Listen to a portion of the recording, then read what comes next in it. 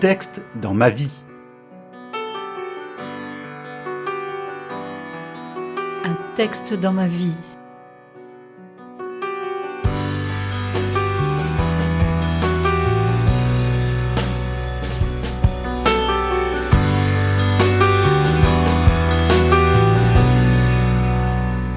Les 2 mois précédents empêchaient que nous étions à mettre le nez dehors. La maison et son alentour immédiat ont amené réflexion, prise de conscience et nouveaux regards. Au cours de rangements plus approfondis, j'ai retrouvé un texte écrit il y a quelques années que je vous propose d'écouter aujourd'hui. Ma maison est un abri, un cocon, presque un îlot. Forte de ce qui l'entoure, elle est dans la juste proportion pour moi, pour la partager à 2. Il manque quand même l'espace pour le grand nombre qui fait vibrer, rire, danser. C'est une vieille maison, mise à ma disposition pour y trouver une place. Comme à chaque fois, les objets l'ont trouvé tout de suite à leur place. Les meubles se sont intégrés et moi et nous avons maintenant à créer la nôtre place. De cette maison, j'aime sortir parce que j'aime y revenir. Et ce que j'aime bien, c'est que je sors en 2 temps. D'abord la cour, les pieds sur le gravier, c'est une consistance, un bruit. En même temps, les yeux sur les plantes, petit tour d'horizon, et les quelques pas jusqu'à la grande porte. Là, c'est le moment où le mouvement s'enclenche. À pied, dans le village, ou passant sous le porche, je dérange quelques pigeons, ou bien empruntant la voiture pour une destination plus longue.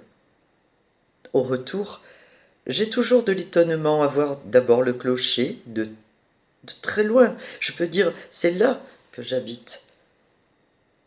C'est facile à trouver la maison accolée à l'église, tout comme elle était facile à trouver la maison des grands-parents sur la place. C'était marqué en grand. Café du centre. J'ai vécu à travers les récits du grand-père, de ma mère, à travers mes propres souvenirs et les transformations de cette bâtisse à prolongements multiples. Aujourd'hui encore, elle est retravaillée, relookée, prête à redémarrer de nouvelles histoires. Elle s'est faite au fil du temps et de l'usage, du charron qui réparait les charrues et chaussait les chevaux sur la partie arrière de la maison, au café qui ouvrait largement la façade. Elle en a abrité du monde. Au fur et à mesure du temps qui change et des modernisations nécessaires, les pièces ont bougé, des morceaux se sont raccordés, des attributions différentes ont été données. Chaque fois qu'un travail de transformation commence, on trouve des traces, on repère l'ancienne cuisine, l'emplacement de la cheminée. Dans les entrailles mêmes, les matériaux anciens de terre, de torchis. Une maison comme ça a un sens, vivante de chaque vie, raccord générationnel, elle continue aujourd'hui à avoir pignon sur rue dans le centre du village, et vient mon tour d'amener ma part à son histoire.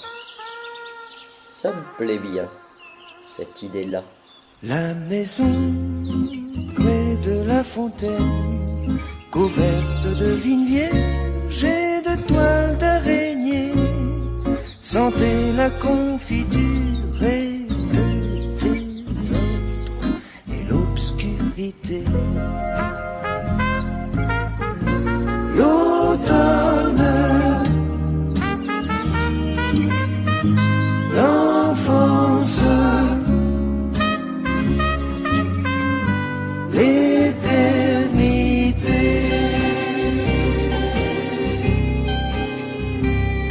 Autour, il y avait le silence,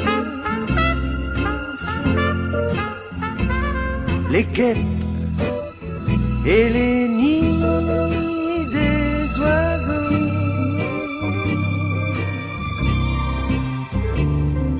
On allait là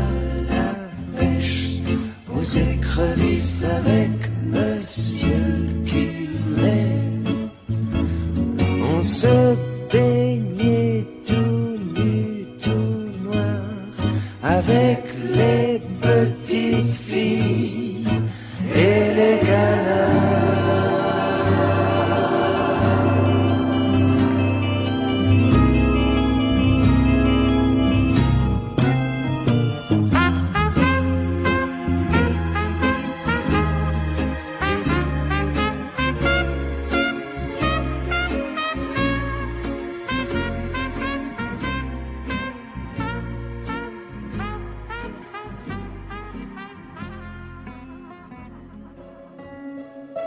C'était La Maison, texte écrit par Martine Ballard.